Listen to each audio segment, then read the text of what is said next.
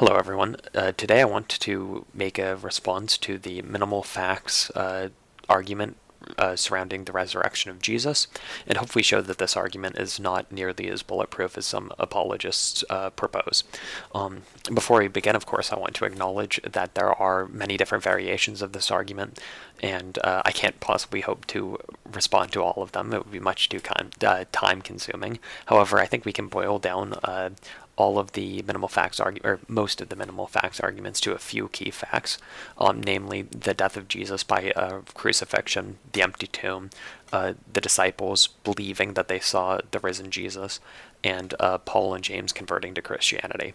And we can take these four minimal facts here and sort of create, or we can see if we can create a different theory that explains all four of these minimal facts that is equally or slightly more likely than the resurrection hypothesis. And so that's what I'm going to be doing in this video. Also, just as in order to respond to a more comprehensive minimal facts argument, I'm also going to show how the theory I propose might deal with one such as inspiring philosophies. He created a video in which he had a really nice table or chart in which he would check off the boxes of which theory can explain each of these each of his minimal facts. And so I'm going to just take his exact format, add my theory in there, and show how it can overcome every hurdle ahead of it. One thing I will say is that I don't actually think that the theory I'm proposing today is correct. I think that there are far better explanations than the one I'm proposing. But I'm proposing this purposely absurd, sort of strange theory to better contrast or better compare it to the resurrection hypothesis. Because just in thinking about proposing a miraculous or supernatural explanation to an event, it seems that we are allowing a huge assumption to occur, namely that the supernatural exists and is causally impactful in the naturalistic world. And if we allow this assumption, I think that by allowing this to be on the table, we are opening the door to any other natural explanation. And so even though this is a unlikely, to say the least, natural explanation, I think that it is either equally or slightly more likely than a supernatural explanation. And so we'll get into that a little bit later. And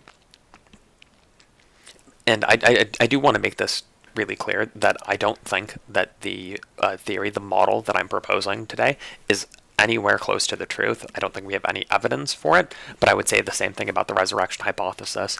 And so it allows us to get a little bit of perspective, I think, into these two competing theories. And perhaps this will inspire us all to look for a better theory that isn't quite so crazy. Okay, so with that established, I think we can cautiously continue, keeping in mind, of course, that the model I'm proposing is not representative of any scholars or my own position, for that matter. Rather, it's just to allow us to compare the resurrection and the model I'm proposing. So, with that said, the model I'm proposing as a good place of comparison is that 2,000 years or so ago, there was a highly intelligent extraterrestrial life that came to visit Earth. Now, as crazy as this seems, I think we can use this model and explain all of the minimal facts that the apologists posit. So, imagine that 2,000 years ago, these aliens came to visit Earth, and us being a foreign type of organism, they wanted to study us and understand what makes us tick, right? And they sort of noticed that humans have a habit of believing all of these crazy things on bad evidence. And so in order to understand this, imagine, for example, they weren't a species that evolved with religion, so they're very confused by our religiosity as a species. And so they decided, that they would try to run some experiments and see how far they could push humans into believing absurd claims with little evidence. And so they observed Earth, and they noticed that there was this man, Jesus, who often was proclaiming these religious things, and they thought that they could use this to their advantage. And so they noticed that he was being persecuted in Rome and then eventually crucified. And then they thought, okay, this is the opportunity to run an experiment. And so they run this experiment, which after he's crucified and dies, they remove his body from the tomb and they implant visions in several of his disciples, as well as James and Paul, I believe, right? And so so far, we've basically satisfied all four of the minimal facts that I listed earlier. The first one was that Jesus was crucified and died on the cross. Well, we've already established that. We don't even need the alien hypothesis for this, although you could create a model, I'm sure, that includes it in this event. The second fact, that the tomb was empty, completely explained by the aliens removing the body, right? The third one is the implanted visions, right? I don't see any reason why, if the supernatural can implant visions, a highly intelligent species couldn't implant them. Humans, after all, can implant memories, so this seems completely within the realm of possibility.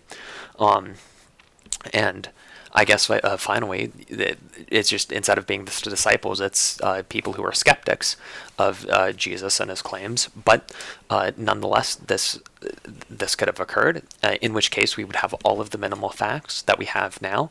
And I think that, like, in terms of evaluating these models, we have to say, okay, well, clearly the extraterrestrial hypothesis is a little bit absurd. It's quite an extraordinary claim, and we wish we had some extraordinary evidence to back it up. And I would say that the evidence we do have is not sufficient in order to support such a outlandish claim. But then if we contrast this to the resurrection hypothesis that has the exact same evidence behind it, it seems that we would have to reject it as well, because it's the same evidence and it's as extreme of a claim, if not even more so. And does this mean that I have a presupposition against the supernatural? I don't think so. I have a bias against supernatural explanations, surely. But I think this is just because we haven't been able to observe or test the supernatural. As soon as we can do that, even though it becomes difficult, because, like, how do we define the supernatural? But if it's testable, right, if it becomes part of our understanding of reality, then I sure won't have a bias against it. But it's like, well, I don't have a bias, or I currently have a bias toward, like, the idea that aliens are manipulating our, like, elections, right? Because I don't have any evidence for this proposition. It seems crazy. I mean, if we had evidence of this, then I wouldn't, like, continue having the bias against it. But for right now, we would need some extraordinary evidence for this extraordinary claim, right? And so it seems that we could say something along the lines of a miracle, right, is a violation of the laws of nature, or at least it's a very uncommon occurrence that requires some violation or some influence on the laws of nature that perhaps we don't understand yet, right? And so this seems like a fairly substantial claim, and I don't see any reason why we necessarily should believe that such things are possible. Well, we might be able to believe that such things are possible, right? But we shouldn't believe that such things have occurred without good evidence behind them. And it seems like, on the other hand, the alien hypothesis requires just a couple of assumptions. One, that aliens exist, right, which seems fairly likely given the universe, right? At least we can admit that it's possible, so we can say that aliens and the supernatural are both, like, possibly existing, right? We could say that, like, it's definitely possible that if aliens exist, they will be more intelligent than humans. I mean, some of them probably won't be, right? But just given the expanse of the cosmos, it's unlikely that we are the most advanced species. And then, could they get to Earth? There are surely mechanisms that we haven't discovered yet, and even some that we have that allow for very fast travel, right? Some of them sound rather science fiction-y, but we have models in which they work. And so I don't think that any of this is implausible. And so even though it's highly unlikely, and we can create models that are far more likely, that don't require any of these grand assumptions, I think that comparing the resurrection hypothesis to something that is as extraordinary as a alien intervention in human life shows just how absurd both of these claims are. And so I think that like the rational thing to do in such a case is to recognize that both of these hypotheses are absurd, right, and reject both of them in favor of hypotheses that have better grounding, right? And I think we can create any number of them that are more likely have the same or greater explanatory power. And so I think that we should be very cautious about invoking the supernatural or a miraculous claim for any such event, because it seems that it leaves it opens doors to all sorts of crazy hypotheses. And because of that, anytime that someone makes one of these claims, I think we can create a narrative that just like with extraterrestrial life or some other crazy thing that completely works under naturalism, and we could say has an equal or slightly higher prior probability, and so we should probably conclude it's true. So just to show how this would work on like a more comprehensive account, and to show each of the check boxes and how I would explain it, I think I'll move on and show how this works with inspiring philosophies table, for example, and we'll just observe this process and see how it's done. Okay, so for this next section here, what I'm going to be doing is I'm going to be playing some of the clips from Inspiring Philosophies video, and then I created, I basically took his graph and then I added just the ET hypothesis under it, and so we can see that for every check mark he gives to the resurrection hypothesis, I can give it to the ET hypothesis. So we're going to be jumping back and forth between his video, the photo of his chart with that I've added the ET hypothesis to, and my commentary over it. So that's what you expect. So the video clips are coming from Inspiring Philosophies video, which I'll link below. I urge you guys to go check it out. Make sure I didn't misrepresent him, and to draw your own opinions on the matter. So let's look at the facts and see if any of these theories can fully explain the data. The first piece is something that is accepted by almost unanimous scholarship, which is that after Jesus died, his disciples said he appeared to them again alive. There is not a lot of doubt among scholars that the disciples believed this had happened. Finally, the resurrection theory can account for this, since if Jesus did rise from the dead, reporting his physical appearance makes perfect sense.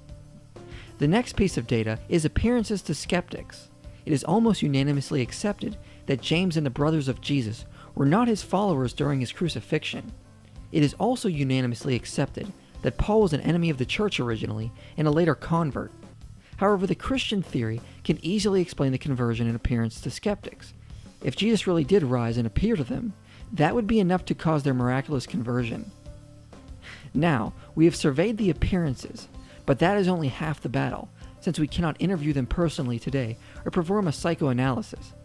But what we can do is look at the surrounding facts that accompany these appearances for us today and see which theory is the most plausible for them. So now it's time to fill in the gaps. First up, the expectation of the gospel to the surrounding world. But all this fits perfectly with the resurrection theory. This is what was preached by Christians because this is how it happened, and they preached this embarrassing message because it was true. The next fact to look at is the low status of women in the ancient world. It is unanimously accepted that in the ancient world, the testimony of women was not to be trusted. And finally, the Christian theory has no problem explaining this, because the writers were reporting how it happened. And of course, because God is no respecter of persons, and there is neither male nor female, for we are all one in Christ. Next fact, the immediate proclamation in Jerusalem. The majority of scholars cannot deny that the resurrection was first preached in Jerusalem. All the evidence leads to Jerusalem as being the home base and happening very early on. But the resurrection theory explains this with the most ease, because if Jesus was resurrected, of course the disciples had the boldness to proclaim the resurrection. God would have been on their side, and all the evidence would have been in their favor. Next fact, the voluntary suffering of disciples and witnesses. This is an important fact we cannot ignore. Multiple attestation from Christian and non-Christian sources testifies that the early witnesses of the risen Christ were persecuted and martyred for their faith. If the resurrection theory is true, then this fact makes perfect sense, The disciples were willing to suffer because Jesus was resurrected, and it was better to deny men than to deny God, who they witnessed with their own eyes. Final fact: the existence of the empty tomb. But there is one theory that can account for all the data, and it is the theory that Jesus was raised and vindicated by God. No other theory out there can account for all the data. The mythic theory fails because we only argued from facts that we know are early and could not have been made up. The conspiracy theory could not account for the quality of the testimonies of the disciples, the empty tomb, or why skeptics would join a small persecuted minority. The hallucination theory could only work if you posit some pretty miraculous hallucinations to cause the disciples to change their idea, skeptics to convert, and posit crazy ideas no one was expecting or looking for. It has to posit such a wild hallucination, it would take a miracle itself. Only the theory that was reported can account for all the data. Because of that, it has explanatory scope. Because it can explain all the data with the least amount of effort, it has explanatory power. It provides illumination as well, which means it can explain other areas of history, like the rise of Christianity and the belief in physical resurrection. In fact, this means 3 pieces of the criteria are filled that historians use when judging an historical hypothesis. Okay, so now that we've heard from Inspiring Philosophy, I've went ahead and taken his chart and I've added the ET theory to it. So we'll go through each of the different columns in it and see how the ET theory fares in comparison to the other theories. So yeah, let's start at the beginning. We'll go through it the same order that he did, and we'll see how it compares. Okay, so the first thing we're going to be looking at here is H, which stands for He appeared to them alive, or more specifically, after Jesus died, his disciples say that they saw him alive, which all that this requires to be true is that they say this, and we can say that it's a genuine belief. So we can say, okay, we'll dismiss with the conspiracy theory, and we can say that it was just a genuine belief. And under the ET theory, where these are these experiences, these memories are implanted, we can see that this would clearly be the case. The disciples could, in fact, genuinely say that they believe to have seen Jesus alive. So then we can go ahead and add a check mark to the first column of the ET theory. Okay, so now we can move on to the second column, so S, which stands for Skeptics reported Jesus appeared to them. And so under this, we can clearly see that it would work with the ET theory. Once again, all it would require is the 2 skeptics previously mentioned to have these visions implanted in them, and then they could honestly convert and report seeing Jesus. And so then we can add a check mark to the second column here. Okay, so moving on to the third column here, expectation of the gospel to the surrounding world. This is a fact that's mostly included, I think, to dispel with the mythic and conspiracy theory. It completely works under the ET theory, although the exact application isn't super important. We can just say that just like with the resurrection, in this case, the beliefs were genuine, and so they went to spread their beliefs, and so even though they were out of, even though the beliefs spread were perhaps controversial in the ancient world, this doesn't matter because the beliefs are genuinely held. So similar to how we could argue that the beliefs were genuinely held for the resurrection, this can also be the case for the ET theory. And the actual truth of the statements doesn't really matter. All that matters is the beliefs are genuinely held. So moving on to the low status of women in the ancient world, this one really only matters insofar as it can debunk the mythic or conspiracy theory. For the ET theory, aliens could have removed the body from the tomb, and so it doesn't really work against the ET hypothesis. Okay, so moving on to I here, the immediate proclamation in Jerusalem. This one, once again, is one that seems mostly aimed at debunking the mythic theory, for example. And so there's no reason why genuine beliefs couldn't account for this. And so we would say that similar to how it works for the resurrection, it also works for the ET theory once again. Okay, so moving on to the voluntary suffering of the disciples and witnesses. Not to sound like a broken record here, but once again, all this requires is genuine beliefs. If the disciples and witnesses genuinely believed what they saw, which is accounted for in the ET theory, then them voluntarily suffering makes complete sense. And so we can add a check mark to this box. The final point here, the empty tomb, is completely accounted for by the ET theory. And so we can add a check mark, and we can see that the resurrection theory and the ET theory are on completely even ground, at least for right now. So as we wrap up here, I want to sort of explain why I think that the resurrection theory and the ET theory are both equally good, or rather equally bad explanations of the resurrection events or evidence we have, right? Because I do think that both of them are awful explanations that no one should really believe. And just to go through this, so inspiring philosophy suggests there are these 3 points that can be granted to the resurrection hypothesis without any further argumentation. So for explanatory scope, he says it can explain all the facts. Similarly, I think we could say that the ET theory explains all of the facts. After all, both of them have all of the same boxes checked, and so both of them clearly pass through explanatory scope. As for explanatory power, this perhaps requires a little bit more effort. We can say that the resurrection theory explains all of the facts with the explanation of a supernatural occurrence, whereas the ET hypothesis requires alien experimentation. We could go back and forth on which of these theories requires more effort. I would perhaps lean toward the idea that the alien theory actually requires slightly less effort because it does not require a violation of natural law. In other words, it is completely theoretically possible with our current understanding of the laws of physics that aliens could in fact have visited Earth. A highly intelligent species could be out there, and it doesn't require us to posit a supernatural realm or any of this. But given I can see arguments going both ways, I'm happy to say that it's a complete tie for this one.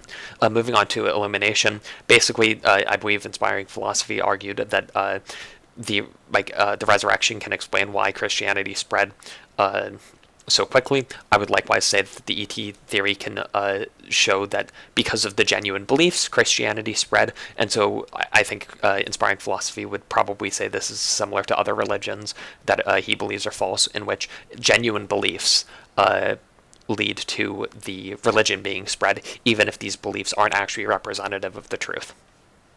Okay, so let's address the other 2 criteria that inspiring philosophy brings up, ad hoc and plausibility. So first, ad hoc. He suggests that ad hoc means basically that for something to be more ad hoc requires that more suppositions are made by a hypothesis that are not already implied in existing knowledge.